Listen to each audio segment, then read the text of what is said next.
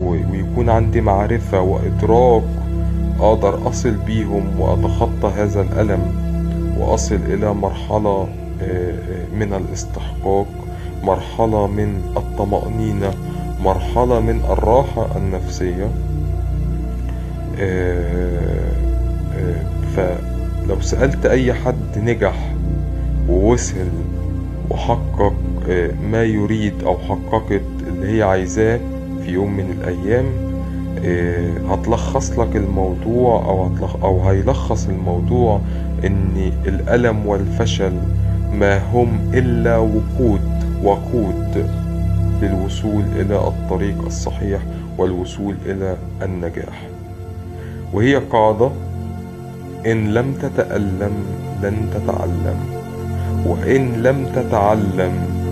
من الألم، وإن لم تتعلم